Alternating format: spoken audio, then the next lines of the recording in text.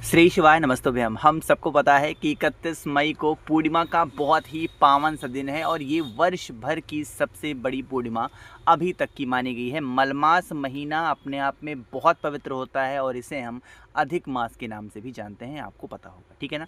तो आज के इस पूर्णिमा के दिन पर हम सभी लोगों को एक छोटा सा उपाय करना है, लेकिन इस उपाय में हम 3 भोलेनाथ का नाम इस्तेमाल करने वाले हैं। वो कौन कौन से नाम होंगे समझिएगा। सबसे पहला नाम इस्तेमाल आज हम करने वाले हैं चंद्रमौली महादेव का, ठीक है ना। दूसरा नाम इस्तेमाल करने वाले हैं हम चंद्रेश्वर महादेव का, एंड द लास्ट वन हम यूज़ करेंगे बाल चंद्रेश्वर महादेव का, ठीक है ना। पूरे साल भर आपके घर में सुख शांति एवं समृद्धि का वास बना रहेगा। ये बात मैं आपसे बोल रहा हूँ, बहुत ध्यान से सुनिएगा, समझने की कोशिश करिएगा, ठीक है ना। क्या दिखाई दे रहा है यहाँ पर आप लोग को? पूर्णिमा का चांद दिखाई दे रहा है जो कि बिल्कुल पूरे फुल अपनी लालिमा को बिखेर रहे हैं। ऐसा ही कुछ पूर्णिमा का चांद होता है। अब यहाँ पर समझिए कि कब हमें कौन से भोलेनाथ का स्मरण यहाँ पर करना है और वो क्या हमें फ़ायदा देने वाले हैं, ठीक है ना। जो 3 नाम मैंने स्टार्टिंग में आप सभी के सामने बोले हैं, ये होता है पूर्णिमा का चांद ऐसा, ठीक। अब आपको समझने वाली बातें हैं कि जो हमने 3 भोले बाबा के नाम बताए थे उन्हें कहाँ कहाँ इस्तेमाल करना है। पहला नाम मैंने इस्तेमाल आप लोग के सामने किया था सॉरी, जो कि नाम था चंद्रमौली महादेव।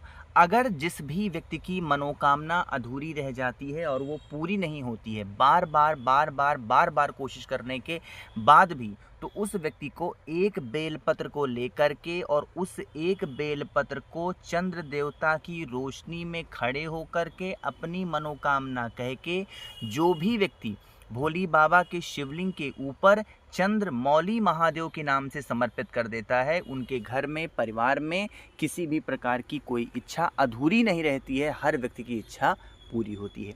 पहला नाम समझ में आया।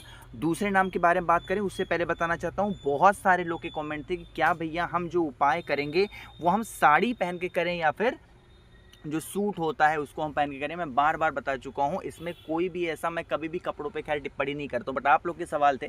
मैं कहना चाहता हूँ जो भी हो, बस एक संयमित रूप से आपको पहनावा पहनना चाहिए, चाहे वो साड़ी हो या फिर सूट हो। आप महादेव की पूजा करो, भाव भक्ति आपका सुंदर होना चाहिए। बातें क्लियर है क्या?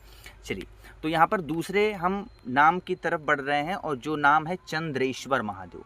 जो भी व्यक्ति के घर में कष्ट बहुत ज़्यादा पड़ते हों, जो भी प्रकार का, दूसरा काम क्या किया करो, फिर से एक बेलपत्र लिया करो। अब कष्ट घर में है ना कि बाहर है, घर के अंदर है, तो इस एक बेलपत्र को पूरे घर में घूम लो एक बार, जितने भी रूम्स हों, कमरे हों, और फिर एक बार चंद्र देवता की रोशनी में लेके चले जाओ, खड़े हो जाओ बेलपत्र को, और फिर उसी बेलपत्र को लाओ भोले बाबा के शिवलिंग के ऊपर चुपचाप क्या करोगे, समर्पित कर देना।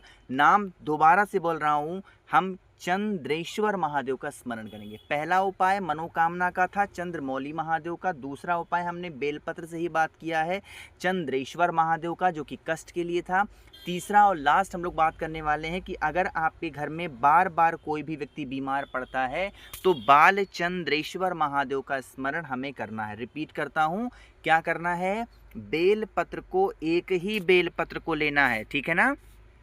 बेलपत्र को लीजिएगा चंद्र देवता की रोशनी में। अब यहाँ पर समझने वाली बात यह है कि आपको चाहे घर की छत पे चले जाओ या नीचे ज़मीन से, कहीं से भी, जहाँ से भी चंद्रदेव के दर्शन आपको हो रहे हों, उनके ऊपर से 7 बार आपको घुमाना है। कितनी बार रिपीट करोगे? 7 बार आपको घुमाना होगा क्लॉकवाइज डायरेक्शन में उस बेलपत्र को, बाल चंद्रेश्वर महादेव का नाम लेकर के, और फिर वही बेलपत्र को लेकर के कहाँ पे आओगे? भोले बाबा के शिवलिंग के पास में माता अशोक सुंदरी के स्थान पर बाल चंद्रेश्वर महादेव के नाम से चढ़ाने से घर की बीमारियां दूर होती हैं। बातें क्लियर हो रही हैं क्या? चलिए आगे बढ़ते हैं।